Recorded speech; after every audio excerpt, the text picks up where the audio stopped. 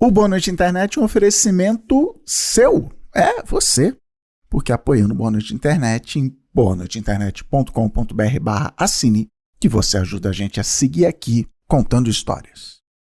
Boa Noite Internet, boa noite Brasil, eu sou Cris Dias.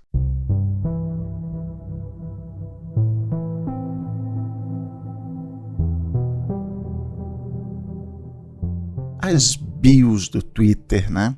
Não, eu não vou falar o novo nome do Twitter. Enfim, aquele campo lá onde a gente diz quem é, né? Se descreve, eu só coloco uma piadoca. Aquilo lá onde ainda vai dar muita tese de mestrado de, sei lá, psicologia, antropologia também. Essa semana mesmo eu estava fazendo uma reunião com a Rosana Herman e ela lembrou de uma bio boa, muito famosa, muito tradicional no Twitter, que é RT não é endosso, né? Eu dei RT, mas isso não quer dizer que eu concordo. De repente é o contrário, vai saber. Mas ainda assim eu resolvi colocar aquela mensagem, todo mundo que me segue, mas não é endosso não, hein? Aí, nessa parte da conversa, o Gui, meu sócio aqui na Ampere, que você sempre escuta o nome no final dos créditos, lembrou de outra boa, que é eu só sou responsável pelo que eu falo, não pelo que você entende. Que muitas vezes está no perfil de pessoas que são formadas, que trabalham com comunicação. E se tem uma coisa que a gente devia lembrar da escola de comunicação é que não, que as pessoas vão entender o que elas quiserem e é o trabalho de quem escreve, de quem comunica, tentar ser o mais claro possível na mensagem para que o abismo entre o que eu pensei aqui dentro da minha cabeça e o que você entendeu seja o menor possível. Se você não entendeu, a culpa é minha sim.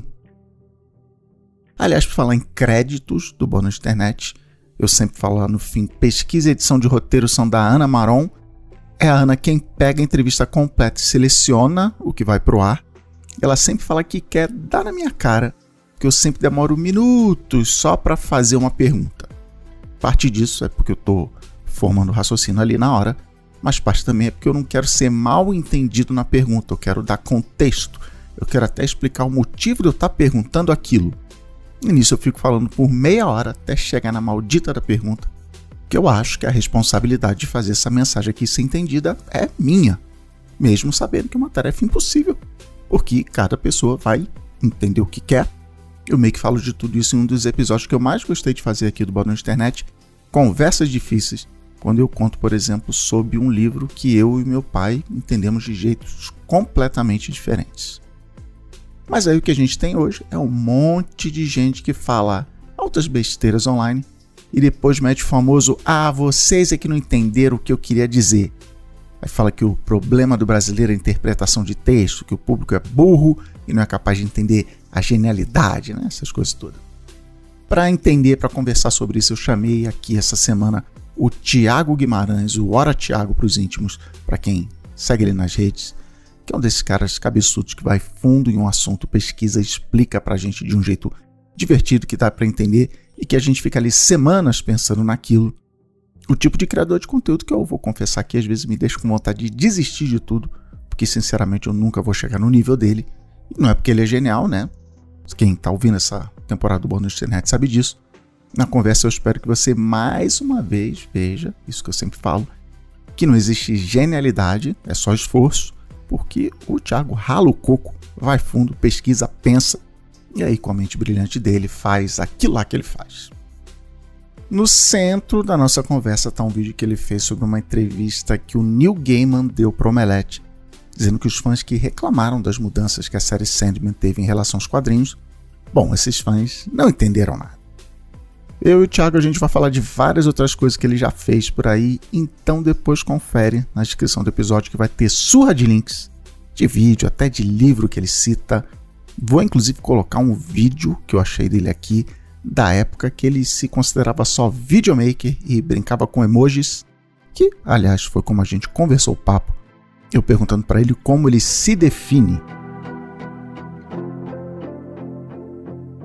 Primeira pergunta, já clichê, que é como você se define, qual o crachá que você se dá no Jornal Nacional, quando você dá entrevista, o que aparece? Eu tenho muita dificuldade com isso, eu tenho uma assessora, e ela já me falou isso várias vezes. Você já sabe como é que você tem que se apresentar, assim. Só que eu ainda meio Aí eu falo assim, não, eu sou especialista em cultura pop. Tá. Aí esse é o jargão, assim, mas eu ainda me sinto meio síndrome de impostor, assim, nossa, eu vou ficar mandando essa aqui, especialista em cultura Especialista pop. seja lá o que for. E tipo assim, o que é isso, assim, o que é cultura pop? É um monte de coisa, assim, aí eu sou especialista em tudo isso, como é que pode ser especialista em uma coisa tão vasta? Não sei, mas assim, eu vejo outras pessoas usando também, por enquanto é o que me cabe. Eu já falei criador de conteúdo, eu falava muito criador de conteúdo, hoje em dia eu evito falar criador de conteúdo, porque também é um negócio muito vago. Mas mais vago ainda. Mais vago ainda. E aí hoje eu tô falando especialista em cultura pop, porque é uma maneira de posicionar, estratégia de... Não, deixa o de profissional falar, né? fazer isso. Você decidiu, é isso que eu vou falar. É. Mas tem uma profissão que, tipo, você bota no formulário do hotel, não sei se nem se ainda tem esse formulário, qual a sua profissão. Quando é uma coisa muito formal, assim, aí eu coloco videomaker. Tá, legal. Quando é formulário de imposto de renda, sei lá, Sim, umas isso coisas aí. assim. No médico No pergunta, né, médico, qual a profissão. Aí eu coloco videomaker, ou ainda quando é mais formal ainda, aí eu coloco radialista, Tá. porque é a minha formação. Sim. Aí eu quando não tem, assim, às vezes a opção tá pouquinho assim, aí eu procuro o comunicador ou radialista, que pelo menos tá coerente com o meu diploma. Mas tinha um plano? Como é que você chegou nessa especialista em cultura pop, videomaker? Como é que você chegou nesse... Eu sou formado em rádio e TV desde 2011, mais ou menos, e eu trabalho com vídeo desde então, assim, eu trabalhei na verdade, pensando bem aqui, eu sempre trabalhei com criação de conteúdo, seja lá o que isso quer dizer, porque o meu primeiro emprego foi numa plataforma de ensino online e a gente produzia pílulas pro YouTube de educação. Então eram pílulas era realmente programinhas de educação, era coisa jurídica. Então a primeira coisa que eu fiz na minha vida realmente foi o que a gente chamaria hoje de conteúdo. Era um conteúdo para essa plataforma de educação. Mas quando você botou lá no formulário de inscrição do vestibular rádio e TV, o que você pensa? O que você projetava no futuro? Era cinema, basicamente. Trabalhar em era cinema. Na época que eu fiz vestibular, não existia o curso de cinema em Recife. Passou a existir pouco tempo depois que eu me matriculei. Na universidade pública, né, que foi na UFPE, onde eu estudei, não tinha cinema. Tinha em faculdade particular, eu não tinha dinheiro, fiz vídeo pra rádio e TV, mas era pensando isso, eu queria ser fotógrafo, na verdade. Mas aí, esse sonho aí eu abandonei muito fácil. Fotógrafo foto mesmo, não diretor de fotografia? Fotógrafo, foto e diretor de fotografia. Também. Fotógrafo, foto era uma coisa que eu gostava, mas as primeiras vezes que eu tive a experiência de trabalhar tirando foto, eu desisti, assim, porque é pavoroso. Pra mim, né? Porque não é aquilo que você achava que ia ser. Você acha que ia ser, que você vai fazer arte, que não sei o quê, que o seu olhar, que não sei o quê. Você tem que estar preocupado com tantas outras coisas mais chatas do que seu olhar. Isso. E aí, luz era uma coisa que me dava pânico. Sempre me deu pânico se lidar com luz. Era uma coisa que ligar a luz na tomada e a lâmpada queimou. Mas você queria trabalhar no cinema, um trabalho, passar no cinema. Eu queria ser artista. Mas no cinema. Porque eu fiz escola técnica de rádio e TV. Eu queria trabalhar na Globo, até depois Carioca e tal. Eu queria trabalhar ou no rádio ou na TV, mas não porque eu achava... Então, eu entrei no meu curso na faculdade em 2005. Foi o ano que eu comecei. Então, imagina, em 2005 não tinha YouTube ainda. O YouTube passou a existir em 2006. Mas era um período que já estava se falando nessa coisa de transformação. E estava começando esse papo de transmídia. As novas mídias vão ser uma mistura de mídias e as coisas não são mais puramente o que elas são. O cinema não é mais puramente cinema. Se é que isso existe também, dá pra gente elaborar essa discussão também. Mas estava se falando muito, estava muito na moda falar sobre isso, sobre como essas linguagens estavam se transformando. A minha principal referência de audiovisual na época era videoclipe. Eu gostava muito de videoclipe, eu queria muito fazer videoclipe. Como muita gente entra, né, no cinema, no audiovisual. Então, existia esse papo de que... Então, mesmo quando eu pensava em fazer cinema, eu já tava com isso na cabeça. Não, cinema, talvez não seja cinema, talvez seja videoclipe, talvez seja videoarte, talvez seja intervenções loucas em alguma coisa. Eu tava querendo estudar essas coisas de novos formatos. Imagina, agora em 2005, nem tinha tantos novos formatos assim. Mas estava começando esse papo de novos formatos. Aí veio o YouTube, logo depois, aí começou a ter algumas coisas. Toda a minha pesquisa de faculdade nessa época, assim, de artigo, das disciplinas mais teóricas, estavam muito ligados a novas mídias. Eu estudei um monte de coisa, assim, voltado nesse sentido. Meu projeto de conclusão de curso foi uma websérie. Tá, legal. Então eu fiz uma websérie do zero. Eu sozinho peguei uma câmera e escrevi um roteiro de 5 episódios e fiz uma websérie. Então eu tava muito entusiasmado com essa ideia de novas mídias. É um papo que vem sendo reciclado várias vezes, esse papo de novas mídias. Sempre tem uma nova mídia. Nessa coisa lá da greve de roteiristas lá em Hollywood. Vem com essa coisa da inserção da inteligência artificial. Isso aqui é uma ferramenta ou é uma maneira de sucatear o trabalho? E aí vem uns papos que me lembram muito das coisas que eu ouvia naquela época, de que, agora que existe o YouTube, agora que existem todos esses canais, esses lugares onde a gente pode distribuir o audiovisual, vai ter mais trabalho pra gente. É a nova esperança do audiovisual. Uhum. A gente vai ter mais profissionais vão se inserir no mercado. E aí, quando a gente vai vendo na prática o que acontece, o dia a dia na sociedade capitalista, é que, sim, tem muito mais trabalho, mas esses muitos trabalhos vão ser distribuídos para poucas pessoas que vão ficar sobrecarregadas, que foi o que aconteceu comigo nesses anos todos. Eu vim trabalhar em São Paulo, vim para São Paulo trabalhar em agência, sempre com essa promessa de construir uma nova área de vídeo dentro da agência. Eu peguei esse movimento das agências construírem áreas de vídeo. Você veio em que ano? Eu vim em 2011. Tá. Então foi quando começou esse movimento das agências digitais, né? Agência de conteúdo e toda essa lama aí que veio com tudo isso. E os 2 grandes empregos que eu tive em agência de publicidade aqui em São Paulo foram com o objetivo de começar uma área de vídeo. Aí estamos inaugurando uma nova área de vídeo aqui dentro da nossa agência. A área de vídeo é você.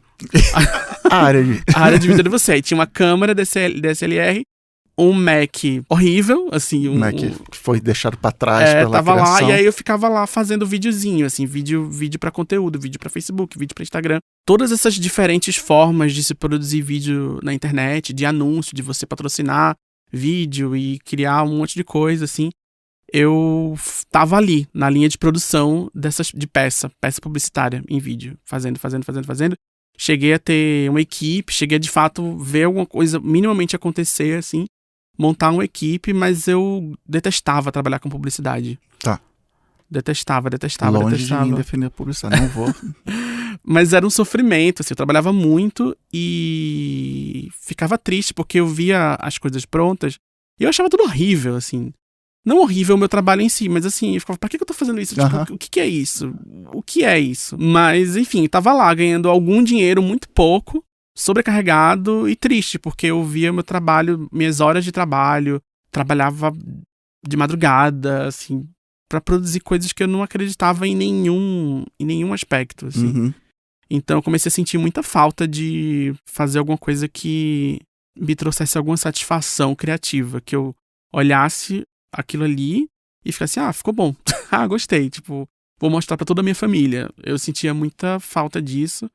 E aí, em uma das crises que eu tive, me veio essa coisa de eu fazer o meu próprio conteúdo. Tá. Que aí era uma coisa que eu queria fazer, porque eu tava consumindo muito YouTube na época, em 2017, assim, assistindo muito YouTube gringo, muitos criadores que surgiram ali naquela época, falando sobre cultura pop, falando sobre cinema, falando sobre audiovisual. Tipo, Nerd Writer, essas coisas. Nerd Writer, tipo, a Lindsay Ellis. E outros que estavam falando não exatamente sobre cinema, sobre entretenimento, mas falando sobre política, discutindo coisas que eu achava interessantes. Eu tava aprendendo muita coisa. Próximo passo do vlog. Era o próximo que ainda passo do tinha vlog. uma linguagem visual de vlog, até de falar olhando pra câmera, mas não falava hoje. Eu fui na Starbucks, você vai falar isso. O cinema é isso, a política é aquilo e tal. E aí eu fiquei muito apaixonado por esse tipo de conteúdo. Eu realmente, acho que foi a primeira vez que eu vi, assim, nossa, isso aqui é um novo formato, de fato, de verdade, assim, é um novo formato e que tem uma possibilidade de algo real, assim, de algo palpável, algo possível. Não sei nem se é uma transformação, mas pelo menos uma nova maneira de produzir, de criar. E aí aquilo me deixou muito inspirado. Legal. E aí eu pensei, eu quero fazer. Eu tinha umas ideias de coisas que eu queria fazer, mas eu era muito... É isso, eu não tinha essa vivência de falar pra câmera. A minha vida inteira eu achava que eu era a pessoa dos bastidores. Eu, tipo, não, eu sou o cara que cria, a voz criativa por trás eu nunca apareço. E aí, uma hora eu pensei, e se eu aparecesse? Tipo, será que é uma questão? E aí foi na terapia, isso foi um grande processo, assim. Até eu entender que, não, eu acho que eu vou aparecer sim. Não tem problema aparecer. Eu acho que pode ser que seja o caso de aparecer sim. E aí eu tinha umas ideias, assim, de fazer Quando eu comecei, eu queria fazer vídeo ensaio. Eu queria fazer igual a Lindsay Ellis fazia, só que com referência brasileira. Trazer a referência brasileira para aquelas discussões que... Mas aí você já sacou que era o que estamos chamando de cultura pop. Era analisar Era peças... cultura pop, sempre foi. Tá. A minha primeira paixão, assim, de coisa que eu queria falar era cultura pop. Eu queria falar de novela brasileira. Tá. Eu queria trazer, ou quando eu fosse falar de coisa gringa, trazer uma perspectiva de vivência nossa aqui, de realidade da América Latina. Eu queria trazer essa questão e eu sentia, em algum momento, assim, no meio desse meu processo de entender o que eu queria fazer, eu senti, putz, sou eu a pessoa, sabe, assim, até meio, não sei se é muito arrogante, talvez, mas teve uma hora que eu pensei, eu acho que sou eu, porque eu não tô vendo ninguém fazer isso. Ah, entendi. Não, eu achei que você estava falando no sentido de vou chamar uma pessoa para ler meu roteiro e apresentar isso. Não, você falou, eu vou desbravar isso aqui tipo, que vai fazer. Eu vou ser essa pessoa, eu vou fazer isso. Eu tinha um monte de ideia, tem ideias que eu anotei lá na época que eu não fiz até hoje, porque eu achava que, não, isso aqui eu não consigo fazer isso aqui ainda, eu preciso... E aí vem estudo, vem meio que, desperta todo um novo interesse na minha vida, que é, eu preciso estudar sobre isso aqui para poder falar sobre isso aqui de uma forma interessante. Então eu fui aos poucos. Já que eu não consigo fazer as coisas que eu quero fazer ainda, eu vou pensar em umas ideias um pouco menores e vou tateando aqui o formato YouTube, vou dando uma mexida aqui para ver até onde eu consigo fazer, me adaptando. Vamos ver se o pessoal gosta, se as pessoas vão ter interesse em ouvir o que eu tenho a dizer. E vamos com calma. Aí... Mas foi, sabe, assim, eu fui fazendo, aí eu postei o primeiro vídeo, a recepção foi massa, assim, foi muito legal, e a coisa foi acontecendo a partir daí. E você foi divulgando, tipo, no Twitter e tal? No Twitter, porque eu já tinha uma presença no Twitter relativamente forte. O Twitter, por muito tempo, foi a minha principal rede, assim, eu tinha né, o meu primeiro grande número, assim, de seguidores sempre foi no Twitter. Então, o Twitter era os analytics até hoje, assim, mesmo no... O site acabando aí. Isso tudo que tá aí. E aí ainda é a fonte externa de tráfego do YouTube ainda é a primeira fonte externa. Legal. É o Twitter ainda. Mas aí eu fui fazendo, assim, eu fui fazendo no Twitter. Foi bem devagarzinho, assim, mas em 6 meses, tipo, a coisa foi deslanchando de um jeito que eu não esperava, assim. Eu consegui, já nos primeiros 6 meses, explorar diferentes formatos, eu fui meio que me adaptando, meio que construindo uma linguagem ali. E desenvolvendo um processo ou o processo já estava resolvido? Desenvolvendo um processo, o processo foi sendo desenvolvido. A forma de escrever, porque aí, à medida que eu fui fazendo, eu comecei fazendo simples. Aí eu ia tateando, vou fazer um vídeo um pouquinho mais complicado agora. Vou trazer uma temática um pouco mais espinhosa aqui, vou trazer uma... E aí, quando foi perto isso em 2019, quando foi perto do fim do ano, eu acho que foi quando eu publiquei o meu primeiro vídeo que eu considero um vídeo ensaio. Tá. Que é um vídeo sobre o remake do Rei Leão. Tá. Que aí é um ensaio onde vai ter bastante intertextualidade, onde eu vou falar sobre a história da animação.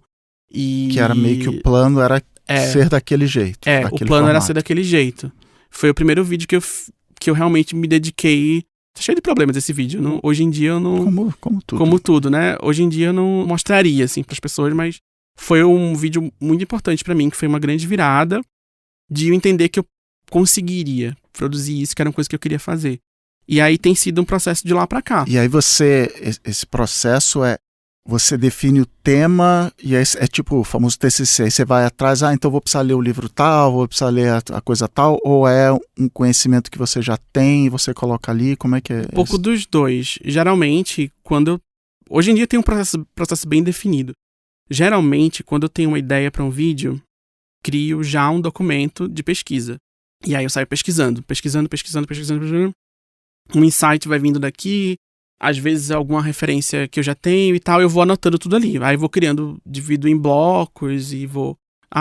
esse tópico aqui acho que pode ser importante, tem uma parte no vídeo que eu falo só sobre isso. O que tem sobre isso? Aí fica um documento enorme. Eu acho divertido o seu vídeo do Ruptura. Você fica assim, já vou falar de Ruptura, peraí, é tipo 40 minutos de vídeo. Não, mas antes eu preciso mais... E realmente tem, mas é isso. Não, calma aí, já vou chegar. Aí o último capítulo, finalmente Ruptura.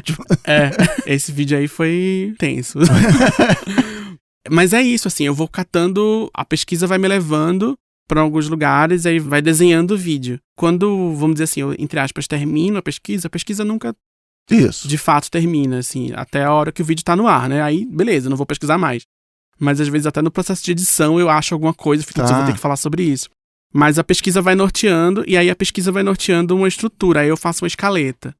Aí eu faço tipo tópico, assim, começa daqui, aí vai pra cá, aí eu vou desenhando aqui e ali, vai ganhando uma carinha, e aí depois eu começo a escrever de fato. Aí você realmente escreve um roteiro, as palavras começam a sair a partir daí. E aí depois ainda tem um último documento, que é o roteiro de edição. Tá. Que aí é o roteiro que vai pro editor. E é você que determina. Aqui botar um insert, não sei o que, tá a cena, tudo, não sei o que lá. Se você pega um roteiro desse, assim, ele tem uns roteiros assim que vem 90 páginas. Tá. Porque tem um preview, assim, coluna de imagem, coluna de som. Aí na coluna de imagem tem os previews, assim, eu quero essa cena. Tá. Nesse momento vai entrar esse som aqui, vai entrar esse detalhe aqui, a tela vai ficar em preto e branco, vai entrar um lettering na tela, vai ter uma piada aqui agora, vai aparecer um fogo no olho do personagem e por aí vai, assim, o vídeo inteiro.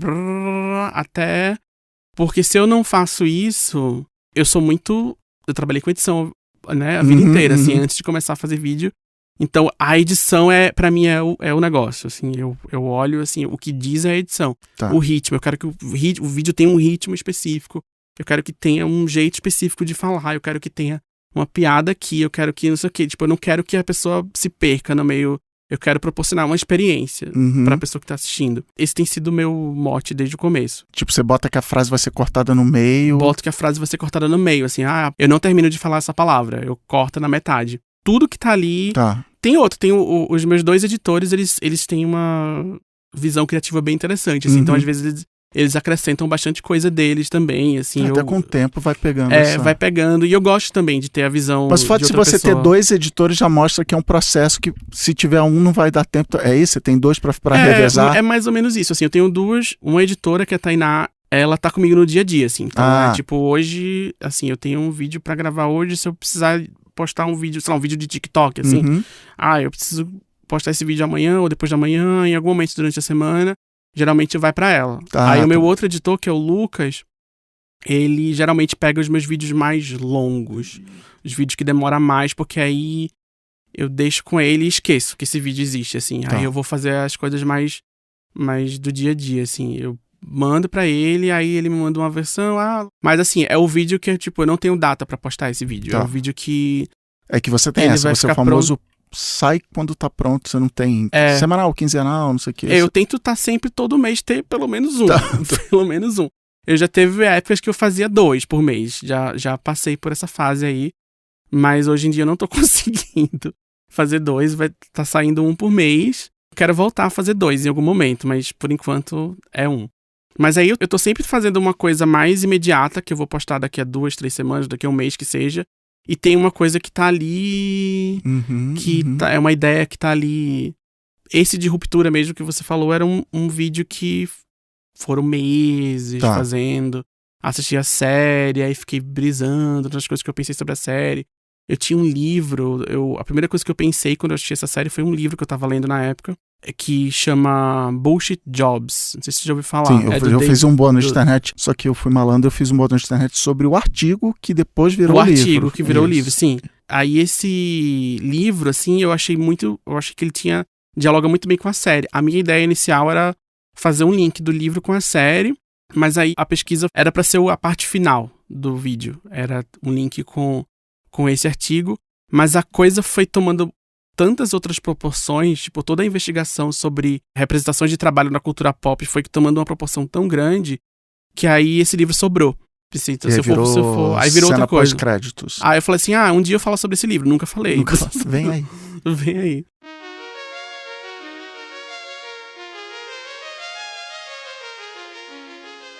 Eu tô nessa bagaça aqui de fazer conteúdo online, já vai fazer 23 anos agora em novembro, fora, né, os e-mails que eu mandava pros amigos antes. E nesse tempo todo a coisa que as pessoas mais me perguntam, mais pedem conselho, é a tal de gestão de carreira. Galera, inclusive, está trabalhando em empresas que, se eu fosse abrir o jogo, falar o nome aqui, você dizer que, não, lá é a empresa dos meus sonhos. E bônus de internet acaba sendo um jeito de tentar não só ajudar quem está nessa, mas também me ajudar a entender quem eu sou na pessoa jurídica, na minha carreira. Depois da volta do isolamento da pandemia, então, isso disparou. A frase que eu mais tenho escutado é: eu sei que eu não quero trabalhar com isso que eu faço agora, só não sei ainda para onde eu quero ir. Então, eu vou sugerir aqui você dar uma olhada na formação Minha Carreira da Alura. Eu adorei esse nome, é só isso, Minha Carreira, porque lá você vai achar um monte de material, cursos, artigos, podcasts, que vai te dar ferramentas mentais e práticas para organizar a sua carreira. Tem inclusive um curso lá dentro para tratar só de transição de carreira, que muita gente me pergunta como foi que eu fiz. Eu sigo fazendo, né? Eu era de TI, virei publicitário e agora sou o quê? Blogueirinho, sou creator. Faz assim, ó, pega o link mágico aí, boanoiteinternet.com.br/carreira, boanoiteinternet.com.br/carreira, dá uma olhada lá, sem compromisso, vê os cursos, quem dá aula, tem a famosa ementa. Tem, inclusive, bastante conteúdo grátis lá para você já ir botando o pezinho na água. E aí, se você decidir se matricular, vai lá no link de novo, porque aí você ganha 10% de desconto para essa e todas as outras formações da Alura, um preço fixo, formações em gestão, carreira, ciência de dados, programação e até inteligência artificial. A sua carreira vai te agradecer. boanoiteinternet.com.br/carreira. Na Alura, a maior escola online de tecnologia do Brasil.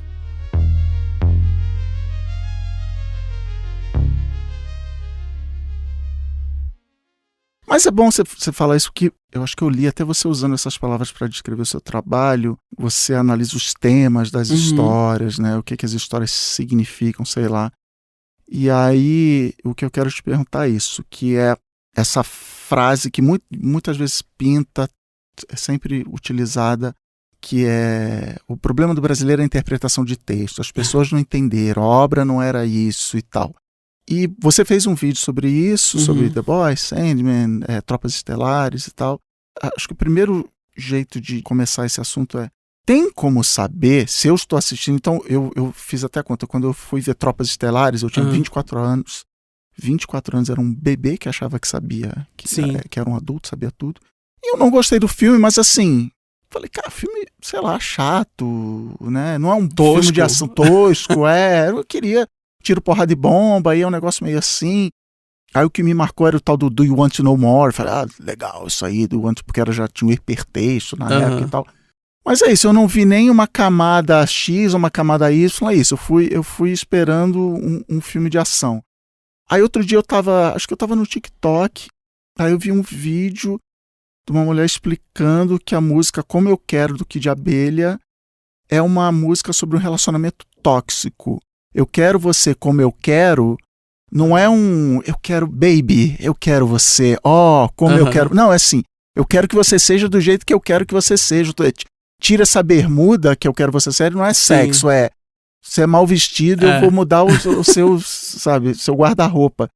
E aí, esse vídeo ela até brincava, as pessoas no show, né, festa de casamento, cantando, não sei o que.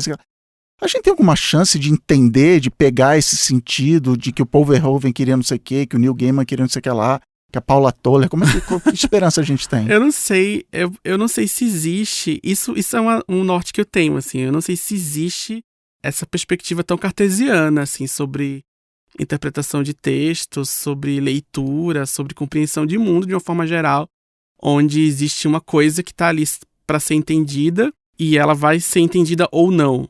E acabou, tá? Essa é a camada que você precisa entender. Se você não entender essa camada, você é burro, sei lá. Nesse vídeo mesmo que eu fiz, assim, eu até fiz essa própria autocrítica também, assim, em que eu não sei se eu teria entendido Tropas Estelares, tipo, igual você, assim, você assistiu, tipo, você não pegou. Eu não teria pego também. Eu assisti pela primeira vez há pouco tempo, assisti ano passado pela primeira vez, assim.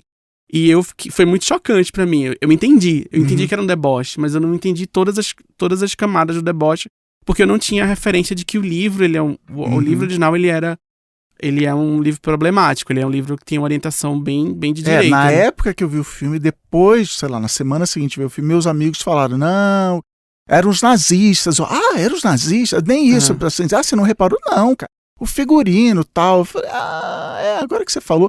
Mas eu acho que é meio ponto que você cria que, assim, eu chego no cinema E aí outro exemplo que eu dou é o Michael Douglas dá muita entrevista falando assim, as pessoas até hoje me param na rua falando, eu fui trabalhar no mercado financeiro por causa do Gordon Gekko e por causa de Wall Street. Eu falo, cara, você não entendeu nada.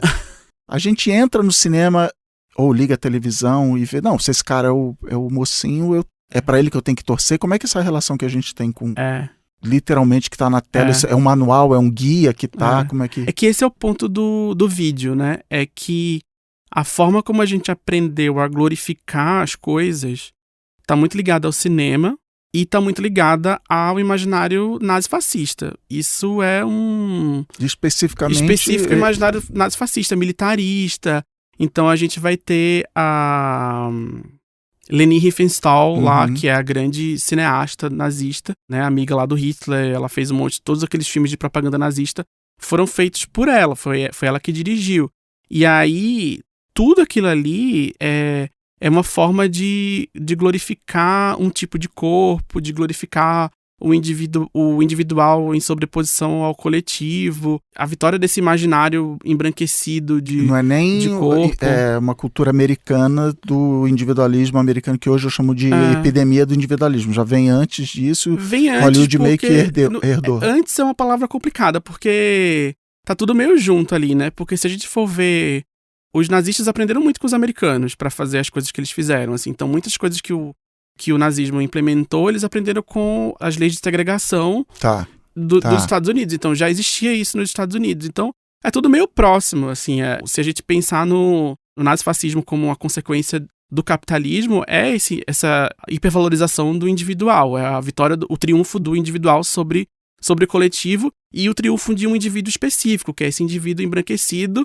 herdeiro, entre aspas, da Grécia Antiga, né? Herdeiro, né? A Alemanha se via como a herdeira da estética greco-romana, do imaginário greco-romano. Assim. Então, a Leni Riefenstahl usa muito essa ideia nas Olimpíadas, né? Então tem o filme lá, Olímpia, que é um documentário sobre os Jogos Olímpicos que estavam sendo sediados ali em Berlim naquela época.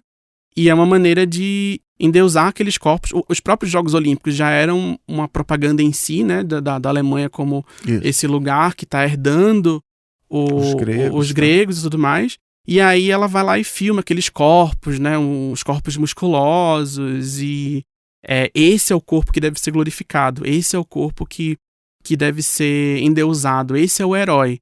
Isso é o começo do cinema, né? Então, por mais que o nazismo foi derrotado e tudo mais, é isso que vai mostrar, vai guiar o cinema daqui pra frente. Se a gente for olhar pros filmes de super-herói hoje, né, ou não precisa nem ser um filme de super-herói, mas esse imaginário de tipo, o que é uma pessoa forte, o que é uma pessoa heróica, é esse imaginário do musculoso, do close, do músculo, do ombro, dessa pessoa ali que não tem 0% de gordura corporal e tem esse corpo potencializado. A própria figura do super-herói tá ligada a isso também.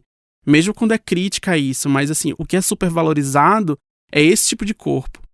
Né? Mas não é nem só o corpo, é também toda essa ideia de que quem resolve os problemas do mundo é essa pessoa, é o herói que sozinho resolve. Mesmo quando não é ele que sozinho resolve, que dá um soco no Hitler, igual o Capitão América faz, ele vai lá e soca o Hitler, mas ele é o herói que serve de inspiração. E né? Se eu estou contando a história desse personagem, portanto, ele é esse exemplo, essa coisa toda, é nele que eu tenho que prestar atenção. Sim, a gente aprendeu a glorificar esse tipo de pessoa, esse tipo de herói. Então, na hora de glorificar, a gente usa esses códigos. A gente usa os mesmos códigos. Tá. Então, mesmo quando o filme ele vai criticar, por exemplo, The Boys, né? Que é um dos exemplos que eu uso, assim. Eu achei legal que você vai conduzindo o vídeo e eu tô o tempo todo assim, tropa de elite, tropa de elite, tropa de elite, não vai falar de tropa de elite, é você. Tropa de elite. Que alívio, ele falou de tropa de elite. Tropa de elite eu vendo o filme, eu tava assim, ele tá criticando a polícia, mas ao mesmo tempo eu dentro do cinema falou, vai dar merda isso aqui. Vai dar merda, tanto que deu. Hoje eu tava vendo um vídeo no TikTok sobre Breaking Bad, que é uma série que sempre volta sobre isso, assim. O próprio criador da série, né, o Vince Gilligan, ele mesmo admitiu, assim, que ele construiu um personagem, que ele tava ali pra ser criticado, um personagem problemático, que tinha todas as suas questões ali. Mas o próprio Vince Gilligan fala que ele meio que gostava demais, assim, do Walter White. Ele mesmo, tipo, acho que eu gosto demais desse personagem. Ele mesmo entendeu que tinha uma problemática ali. E é isso, assim, ele é um cara que ele tá ali pra ser sedutor, de certa forma, né? Ele se torna um personagem heróico. Querendo ou não, ele se torna meio heróico ali, um herói trágico e tudo mais, mas, assim, mas ele tem e ali... depois ele faz a mesma coisa com o Saul Goodman na outra série também. Não, vou mostrar que não é bem assim, ele não é só... E aí eu acho que a armadilha nesses casos, a Breaking Bad, Tropa de Elite, tantos, a armadilha é essa, mesmo quando você vai mostrar ali, vamos criticar isso aqui, esse cara ainda é o protagonista da história, esse cara ainda ele é filmado de uma maneira específica, ele é a luz que bate nele, a luz que o diretor joga nele é uma luz específica, a luz do protagonista. Então aquilo ali, por mais que o texto diga, isso aqui tá aqui pra ser criticado, o texto tá dizendo isso. Claramente, Tropa de Elite. O texto tá dizendo ali isso. que é pra ser criticado, mas o cara é filmado de uma maneira grandiosa, o cara é filmado de uma maneira gloriosa. Então não é à toa que as pessoas assistem aquilo ali e elas se sentem seduzidas por esses personagens. Mas elas se sentem seduzidas ou justificadas? Tipo, muda a opinião ou eu sempre quis bater em bandido e agora eu vi um filme de fato? As duas coisas. Eu acho que não tá no nível da consciência também. Eu acho que tem um certo nível de consciência. Acho que tem gente que introjeta essas mensagens de uma maneira bem consciente. Com certeza teve gente que assistiu Tropa de Elite e falou assim, é assim mesmo que tem que tratar bandido. Com certeza. Eu vi pessoas falando isso, assim, a gente viu. E eu acho que tem gente que, tipo, só meio que vai, sabe? Vai na estética. A estética é fundamental. E eu acho que esse é o aprendizado que eu venho tendo nesses anos todos, assim, falando de cultura pop de uma maneira política, é entender que a política, e aí eu digo a política de uma forma bem ampla mesmo, a política é estética. Tá. A política é estética. A política ela tá num lugar ali que não é do racional. Isso eu falo pra de todo mundo. Pão assim. Com leite condensado é um design de que eu preciso passar uma mensagem. Com certeza, assim. E a gente vai na estética, a gente não vai no... Claro, a gente também somos seres humanos, assim, a gente também somos pensantes e tudo mais, mas o primeiro é a estética. O primeiro é o... Que indica que o pensante vem pra justificar depois. O pensante assim. vem pra justificar, exatamente, assim, como você falou. Sobre Tropa de Elite, eu acho que tem isso, assim. Mas às vezes até a gente, assim, na melhor das intenções, a gente tá ali achando que tá construindo um discurso emancipador, construindo um discurso progressista, mas por baixo tem um discurso ali ruim. assim, Mas eu quero te perguntar, tipo, de um antídoto pra isso, mas você tá falando, eu tô lembrando, tipo assim, Darth Vader, tipo assim, o primeiro filme do Star Wars, ele é o vilão mais caricato possível, ele tá vestido de preto, os soldados dele se chamam Stormtroopers, assim, o nazismo, tá todo mundo de preto e tal. E ainda assim, tinham pessoas, até hoje, mas desde a época, se vestem de Darth Vader isso. Aí a Lucasfilm até, não, redenção, não era bem assim, mas na época que ele era só um vilão, ainda assim as pessoas já falavam, não, legal esse cara, a gente se identifica com vilões, acho que a gente até gravou um Braincast, foi onde eu te conheci, sobre por que a gente olha pro vilão e fala assim, não, o Thanos, não, tem um subreddit que era famoso, não sei se ainda existe, que era Thanos tinha razão, um negócio assim, como é que você olha pro Thanos e fala, não, legal, vamos terminar 50% da vida no universo. Não, o Thanos especificamente é porque esse discurso, esse pra mim é a minha grande crítica ao Thanos. Eu já fiz vídeo sobre isso, foi meu primeiro vídeo, inclusive, do canal, foi sobre o Thanos, mas se eu fosse fazer hoje em dia eu faria completamente diferente, assim, porque o problema do Thanos pra mim é que ele embarca numa retórica que é uma retórica muito comum. Se você vai não só na direita, mas assim, existem setores da sociedade, e esses setores não são irrelevantes, que de fato acreditam que o grande problema do mundo é a superpopulação. E que o problema é esse. E assim, é uma retórica e uma crença que não tem base em dados nenhum. Assim, se você vai olhar o dado de verdade, a gente vai ver que a gente produz muita coisa. Não só tem comida jogada fora, como tem mais gente morrendo de obesidade do que de fome. Sim, então... a gente produz comida, a gente produz recursos o suficiente para todo mundo viver bem. Mas, enfim, existem outras questões ali que atrapalham essa distribuição, que o problema é a distribuição. Mas aí existe muita gente que fala. Tem gente que fala que o problema do pobre, o pobre é pobre porque o pobre tem muito filho. E isso aí é um discurso que tá ligado ao quê? A eugenia, a toda uma questão racial, principalmente, porque essa é a retórica que se usou para vilanizar a população negra, principalmente no Brasil. O Brasil, especificamente, ele é um berço muito frutífero, assim. pra esse tipo de discurso, porque a eugenia foi muito forte aqui, né? Já tô entrando em eugenia aqui, mas esse discurso tá ligado em eugenia, porque então, se o problema do pobre é que ele se reproduz demais, então a gente tem que resolver isso, né? E o que significa resolver isso? O que significa resolver uma população que entre aspas, se reproduz demais? E aí, novamente, esse também é um dado que não necessariamente corresponde à realidade. A conta não fecha, não é bem isso, mas assim, existem setores que não são irrelevantes na sociedade que de fato acreditam que o problema do mundo é superpopulação.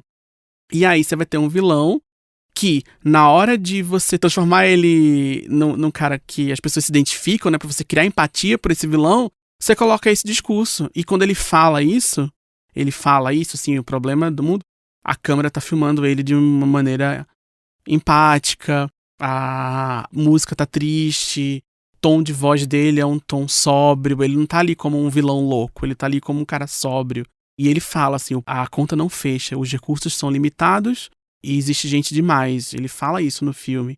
E aí, olha como o filme mostra essa fala. Ela tá ali com um tom de, putz, é verdade. Ninguém questiona, em nenhum momento, o filme, o raciocínio de tanto. Só é questionado no método, tipo, vamos matar. O método dele, assim, é questionado, mas ninguém questiona a premissa dele. Entendi. Mas os irmãos Russo, quando fizeram o filme, escolheram esses ângulos de câmera porque estão acostumados a filmar assim. Foi um design. Onde eu tô querendo chegar assim. Houve um planejamento de contar. E eu tô pegando o pé desse filme especificamente, mas vale de todos os que eu citei até agora. O Padilha, no Tropa de Elite e tal. Eu vou no automático porque é assim que se filmam cenas. Eu acho que na maior parte do tempo, sim. Na maior parte do tempo, sim. Eu acho que é o automático. É assim que se filma. Eu vou fazer uma puta crítica social foda, mas. A minha crítica nesse vídeo que eu falo sobre isso é essa. Os nossos códigos, a nossa maneira de falar, eles já são enviesados. Os códigos são enviesados. Porque a sociedade é enviesada. Então a sociedade construiu códigos enviesados. Sem uma reflexão sobre os códigos, a gente não consegue produzir uma crítica genuína. Eu acho, na minha opinião. Que eu acho que, por exemplo, no caso de Tropas Estelares, voltando um pouco para Tropas Estelares, eu acho que o Paul Verhoeven tentou subverter o código nesse filme, e é por isso que o filme soa esquisito pra gente. A gente assiste o filme e fica assim, nossa, meio tosco, né? Então, mas ele também não adiantou. Ele tentou, e não conseguiu. Ele tentou e não conseguiu. E era uma coisa, uma linguagem só que eu acho sitcom, eu assim. acho que a mensagem do filme, eu não acho que alguém sai de Tropas Estelares glorificando o exército. Tipo, achando que eles estavam... Não sai. Eu acho que eu acho que essa é a questão ali. Eu acho que essa é a questão. Ele falha porque ele se esbarra num problema que é estrutural da própria linguagem do cinema. Ele não consegue ir além disso.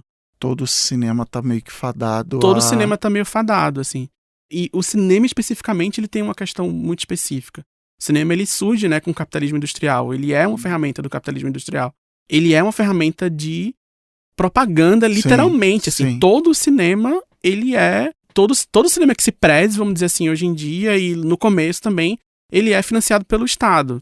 Como uma ferramenta de propaganda. O famoso eu só acho engraçado que hoje o governo americano está super preocupado com o TikTok. Não, uma empresa chinesa está decidindo que os nossos jovens vão ver. Eu fico assim, sim. Eu cresci vendo as suas séries e achando que era aquilo lá, entendeu? E eu lembro muito de Friends, assim, é um exemplo que sempre me vem na cabeça quando eu lembro disso, porque é uma narrativa sendo vendida, e eu gosto, tô falando como uma pessoa que gosta muito de Friends. Tem uma narrativa sendo vendida ali, que é uma narrativa muito específica dos anos 90, sobre os Estados Unidos, mas é uma narrativa que eles ainda tentam vender, assim, de tipo, principalmente Nova York, né? Nova York é essa cidade das oportunidades, onde você pode ser o que você quiser, e você vai encontrar o seu lugar no mundo ali. Então tem ali aqueles amigos ali, vivendo, mas todos eles, assim, quando eles têm um problema com o trabalho, é um problema que vai ser superado, porque eles têm todas as ferramentas ali disponíveis pra eles, pra superarem aqueles problemas. Um apartamento de muitos metros quadrados. Sim. E é engraçado você falar isso, porque durante, sei lá, o auge de Friends, eu morava em Nova York, e era bem isso, e até hoje a história que eu falo pra descrever esse meu tempo em Nova York foi assim, eu acho que eu já falei isso em um Boa Noite Internet. O Frank Sinatra dizia que se você vencer lá, você vence em qualquer lugar. Eu não venci lá. Então, o que isso quer dizer sobre mim e tal? Foi uma época, por um lado, muito legal. Pô, eu morava em Nova York, mas eu tava num relacionamento que virou com uma pessoa que virou minha ex-esposa. Então, não preciso explicar mais nada. E era uma coisa tão solitária que de noite eu sonhava que os meus amigos eram o elenco de Friends, que eu saía com eles no Central Park e tal, porque é isso, porque era o que eu tinha, né? Era o meu, sei lá, veículo emocional. A propaganda ali batendo no inconsciente. Super. Pesadamente, né? Mas aí como é que a gente no Brasil não tem um jeito de se tocar? Caramba, isso é em Nova York, isso não sou eu, isso são só pessoas brancas e louras e não sei o quê. Como é que o brasileiro tem como se vacinar? Eu não sei. Queimar televisão, o que é? Porque eu acho que vai no nível de consciência, assim, que é muito maluco, assim. Uma vez eu tive uma longa conversa sobre isso, que era sobre Friends especificamente, mas não é só Friends.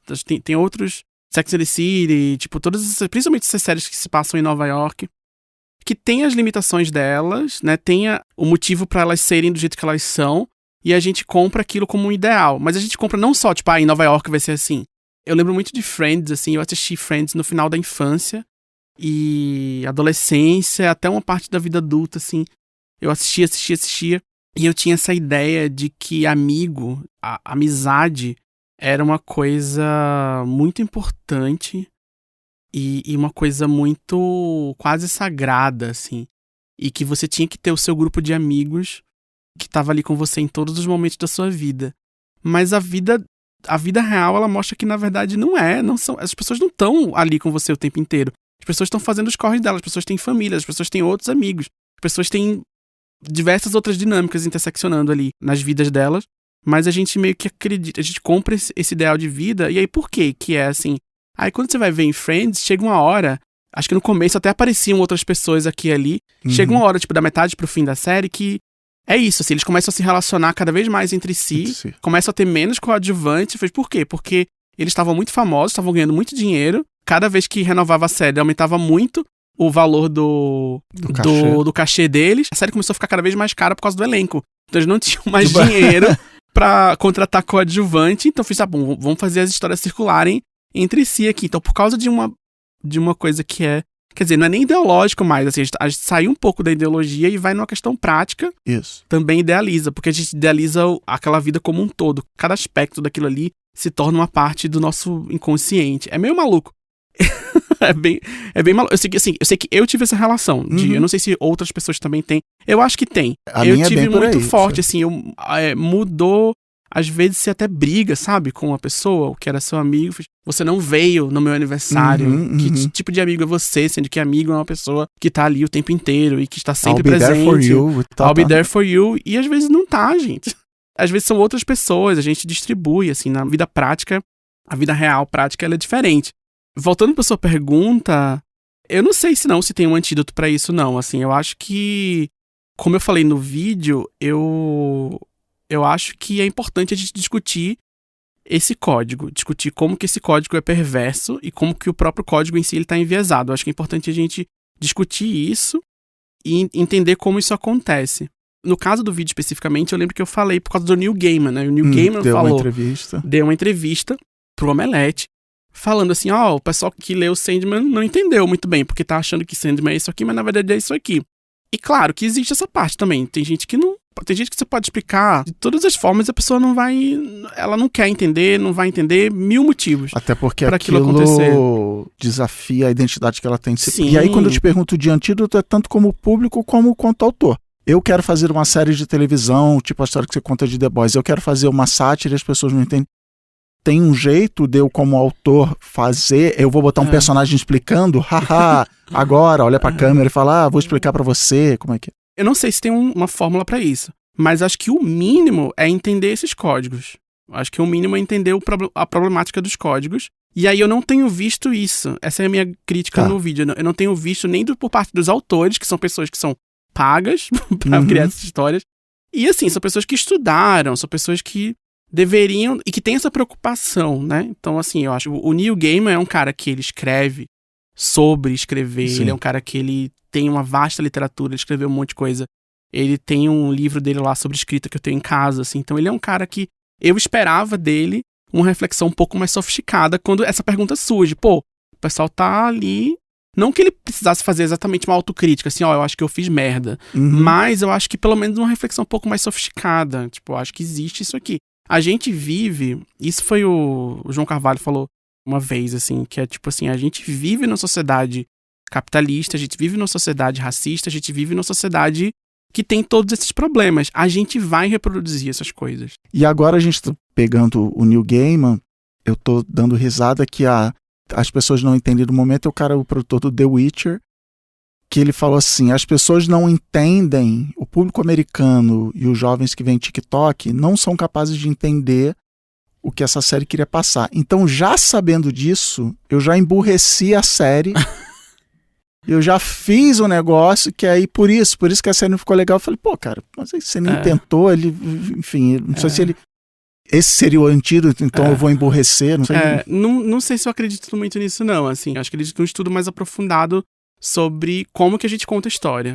Se a gente for entrar na raiz do problema, a gente chega na conclusão de que, na verdade, não tem solução, de que a gente acaba com o capitalismo e acabou. Assim, Revolução Armada. E aí... Mas assim, não é nem nesse ponto que eu quero chegar, porque senão a gente não consegue apreciar mais nada na vida. A gente só vai ficar assistir as coisas e a gente não tem mais prazer em nada. A gente fica olhando para aquilo ali. E não é nesse ponto que eu quero chegar. Eu acho que a gente pode ter prazer nas coisas. Ninguém tem o direito de tirar o nosso prazer. A gente pode continuar assistindo. Assim, a gente pode assistir Sandman, pode assistir The Boys. Eu acho de verdade, assim, não tem problema nenhum com quem gosta de The Boys. Pra mim, não me desce. E tem outras coisas que eu assisto que eu acho que são problemáticas e eu assisto sabendo que são. Às vezes eu fecho o olho pra algumas coisas e... Mas você entra no modo de assistir o que quer que seja, olhando, você não desliga a chavinha e isso que é... isso que estraga.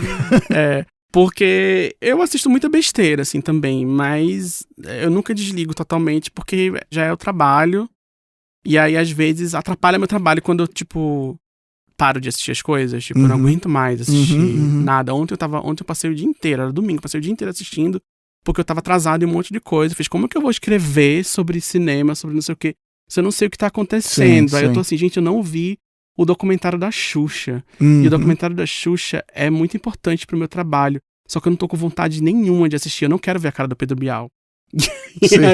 E aí, o que eu faço numa hora dessa, assim? Aí eu vou assistir, vou ter uma experiência horrível. Já vou assistir com raiva, porque eu não queria assistir. E aí a minha percepção daquilo vai ser afetada pelo meu... Você tá me fazendo lembrar o quê? Uma piada de Friends, que é quando a Rachel vai namorar um ginecologista. Sim. Aí ele fala, você trabalha com o quê? Eu trabalho no café, sou garçonete no café. Então, imagina você chega em casa, depois de um longo dia de trabalho, alguém te oferece mais um cafezinho. Aí ela, tchau, tô indo embora. Eu sofro com isso também, E até de pensar mesmo. Às vezes eu fico pensando nessas coisas de racismo e de colonialismo e de como essas coisas estão impregnadas na cultura pop. E eu fico assim, caramba, velho, de novo eu tô pensando nisso. Eu não queria pensar nisso agora, eu tava, tipo, só assistindo o negócio. E aí vem essa lembrança sombria de que essas coisas estão impregnadas na cultura pop. E aí me dá raiva de mim mesmo também, por não conseguir apreciar um filme só. Mas ainda sofrimento. assim, você acha que o cinema, vamos cinema, mas também vale série, deveria ter esse papel de abrir os nossos olhos ou de falar sobre, sei lá, eugenia ou a relação que a gente tem com o trabalho? Dever, não sei se é um dever. Mas é como eu te falei, assim, o cinema ele surge como uma máquina de propaganda. A gente precisa entender que essas relações entre política, economia, militarismo e cultura, elas estão ali presentes, uma coisa influenciando a outra. Então, quando a gente assiste um negócio, quando a gente assiste um Independence Day, quando a gente assiste um Vingadores, quando a gente assiste um Capitã Marvel, onde você vai ter um filme que é claramente um filme de recrutamento para o exército americano, não só é um filme de recrutamento, como teve um aumento considerável de mulheres alistadas na Força Aérea dos Estados Unidos por causa do filme, a gente precisa saber o que a gente está assistindo. Eu acho que essa que é a questão. Sabe a publi não sinalizada? Eu acho que a lógica é essa, assim, a gente tentar entender que existem publis não sinalizadas no cinema, em tudo que a gente consome. Então, uma novela no Brasil que enaltece o agronegócio, ela não tá ali à toa. Eu nunca mais consegui, eu não vejo novela há muito tempo, mas olhar para novelas brasileiras que aí se passam, para Pantanal ou qualquer outra assim, Ah, tá bom, uma novela enaltecendo, eu tava vendo outro dia o peão que virou fazendeiro, né? Isso, filho, você vai ser um peão, você vai ser um peão melhor do que, um boiadeiro melhor do que eu. Ah, entendi, porque é isso, cheguei lá, não tinha nada aqui, olha o que eu construí. A gente tava vendo o que? A Casa dos Espíritos outro dia, é isso, Jeremy Irons chega lá, não tem nada, ele transforma aquela fazenda no meio do nada no Chile, numa grande fazenda. E aí eu acho que a gente precisa, a questão toda pra mim, não é nem o antídoto, eu não acho que existe antídoto, mas eu acho que a gente precisa meio que se conscientizar, assim, de que essas relações existem, de que é isso, assim, o exército americano investe muito dinheiro no cinema americano, no cinema de Hollywood, o agronegócio investe muito dinheiro na televisão, enfim, e nas outras mídias também, assim, se a gente não conseguiu desenvolver esse olhar crítico sobre o cinema e a TV, imagina sobre o TikTok, que é isso, assim, é o que vai delinear, assim, vai continuar delineando, já tá delineando, né, Sim. Muitas discussões, assim. Mas aí, você pegou o exemplo da Capitã Marvel ou do próprio Sandman, é um filme de heróis, só que agora é uma mulher, a morte do Sandman é uma mulher negra, isso acaba sendo mais peça de marketing ou faz alguma diferença? Talvez seja um outro jeito de eu te perguntar se você está otimista olhando para trás, estamos num lugar melhor do que estávamos 20 anos atrás? Ou... Eu estava lendo agora sobre a greve de roteiristas, e aí sobre como, né, a greve não está dando a perspectiva de que vai acabar. Então existe um olhar de Hollywood, dos streamings e tudo mais para as produções coreanas, que já se fazem presentes, né, na nossa mídia. E aí agora os próprios estúdios mesmo estão realmente indo mesmo atrás dessas produções com esse olhar mais predatório mesmo, assim. Muito dessa discussão está sendo pintado como uma vitória da representatividade asiática em Hollywood. O que vai acontecer aqui é que, na verdade, a gente vai ter uma exploração de profissionais fora dos Estados Unidos e da Europa. É uma repetição de uma prática colonial, assim. Então a gente já vê isso, inclusive, nos efeitos especiais. Os profissionais de efeitos especiais, eles não estão em greve porque eles não são sindicalizados e porque a maior parte deles está justamente na Ásia. Então, setores enormes dessa indústria estão sendo deslocados para fora dos Estados Unidos e fora da Europa, em países que têm leis trabalhistas mais, entre aspas, flexíveis, onde as pessoas estão sendo mais exploradas. Assim. Então, não quero dizer que toda representatividade é isso, mas existe essa camada, onde o discurso da representatividade ele surge para maquiar um problema, ou para fingir que algum problema não existe. Eu acho que existem as duas coisas. Eu acho que existe o lado bom e eu acho que a gente tá... Sei lá, eu vejo muita coisa que tem personagem LGBT, por exemplo, assim, que é uma coisa que não existia. Quando eu era adolescente eu não tinha referência nenhuma, não existia. Não. Você tá vendo o efeito dessa representatividade... Qual o efeito, na verdade, a pergunta é qual efeito você está vendo dessa representatividade, se algum? O efeito é mais individual, eu acho. A minha principal referência de representação LGBT na minha adolescência era a novela Próxima Vítima, que tinha um casal, que eles nunca nem sequer se tocavam, e o ator que fazia o personagem foi espancado na rua. André Gonçalves foi espancado na rua. Assim. Então, isso se reflete na forma como, por exemplo, a minha avó reage, assim, ao descobrir que ela tem 2 netos que são gays, no caso eu e meu primo, assim, onde a primeira preocupação dela é tipo assim, ó, cuidado quando você estiver saindo na rua, não coloca peruca, não se veste de mulher, porque as pessoas vão bater em você. Então isso vai se interferir direto dentro da minha casa, assim, onde, tipo, a minha avó, ou sei lá, qualquer parente vai estar mais preocupada em eu apanhar na rua do que em eu ser feliz, eu ter uma vida onde você vai associar muito o meu estilo de vida, a minha vida, com dor, trauma, coisas que são normais na vida de outra pessoa, assim, você simplesmente andar na rua de mão dada com a pessoa com quem você se relaciona, aquilo ali vira um signo de dor e de trauma.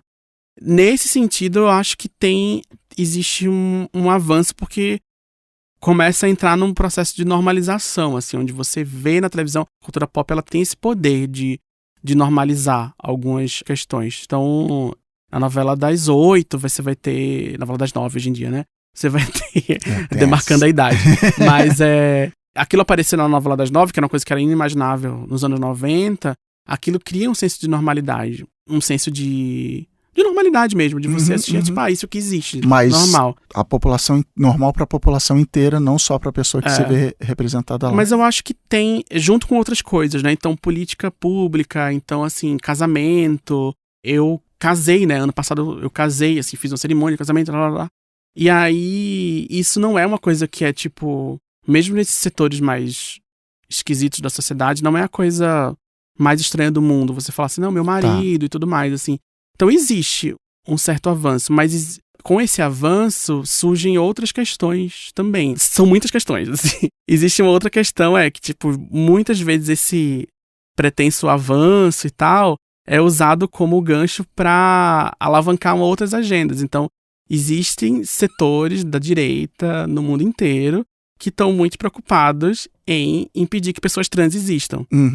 Então, esses avanços, que por um lado são avanços, são usados como desculpa, como pretexto para vender essa ideia de uma agenda de gênero, que certos grupos, essas pessoas trans são pedófilas e e aí aquilo é usado como uma maneira de alavancar uma agenda de direita, como sempre foi também. E assim. Você fala isso no vídeo lá do The Boys, até como ferramenta de marketing, né? Sim. Olha só, estão reclamando de Sandman, pá, primeira página, post, olha, assessoria de imprensa, que você falou, solta a notinha aí. Também é usado como uma ferramenta de um para-raio de maluco. Para-raio de maluco. E aí o que acontece? Como resultado, você vai expor um monte de gente. Você expõe atrizes, atores trans, atrizes e atores negros, expõe essas pessoas a um nível de ódio absurdo.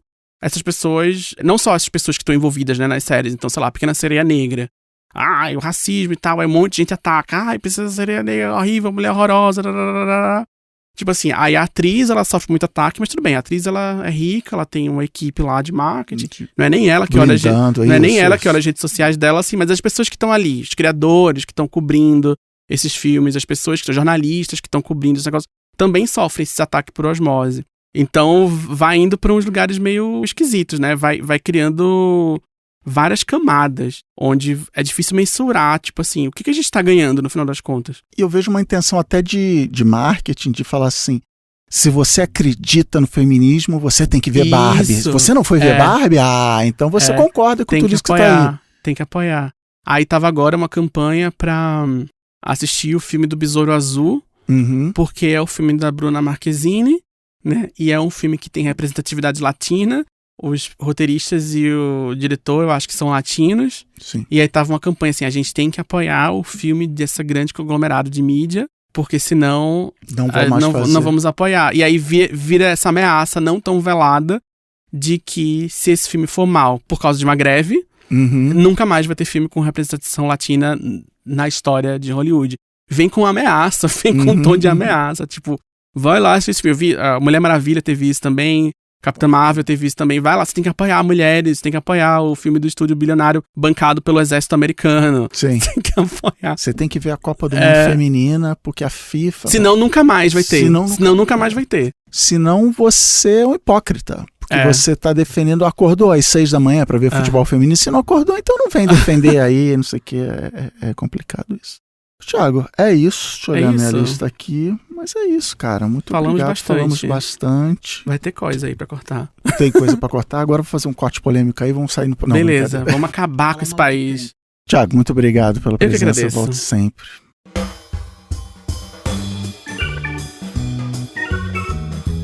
E a internet entendeu tudo que a gente falou? Bom, se não entendeu, né? Problema seu, não, brincadeira. Obrigado aí, Thiago, pela paciência das minhas perguntas. O cara é fera demais, absurdo a cabeça dele. E é uma honra poder passar 2 horas conversando com ele sobre isso. 2 horas, aliás, transição suave, que você pode ouvir inteirinha se apoiar o Boa Noite Internet. Na versão completa da conversa, por exemplo, a gente falou do desafio que é ser um creator como ele, quando muitas marcas não gostam de patrocinar quem fala de política. Tudo isso e muito mais tá lá no Boa Noite Internet secreto. O feed exclusivo para quem apoia a gente aqui, para quem mostra o valor que o Boa Noite Internet tem na vida, na carreira, no mundo. A gente fica muito feliz com quem dá essa força, que entende o trabalho e o custo que é fazer esse podcast de graça para tanta gente. Vai lá no boanoiteinternet.com.br/assine para ver o show de conteúdo que você acessa assinando e vem com a gente. Fora isso, não esquece de passar lá no nosso Discord para dizer se você entendeu essa conversa, o que você achou, e aproveita para falar de filme, de série, de bichinho, de meme, até de política, se você quiser. Tem um monte de papo legal rolando lá todo dia, é totalmente de grátis, não é complicado. Vai no bonusinternet.com.br/Discord para cair direto. Vem pro melhor cantinho da internet 100% livre de Elon Musk. Bom, chega por hoje. Semana que vem a gente vai falar sobre o que é ser produtor. Sobre aquilo lá que o Thiago comentou, que viu no começo da carreira dele, a tal de transmídia. E também se brasileiro tem complexo de vira-lata ou não. Domingo que vem, 20 horas, aqui mesmo. O Bônus de Internet é um podcast Ampere. A produção, pesquisa e edição de roteiro são da Ana Maron. A edição de som é da Jéssica Correia. A edição de vídeo é do Pedro Hassan. E a produção executiva é com Gui Pinheiro. Até a próxima semana.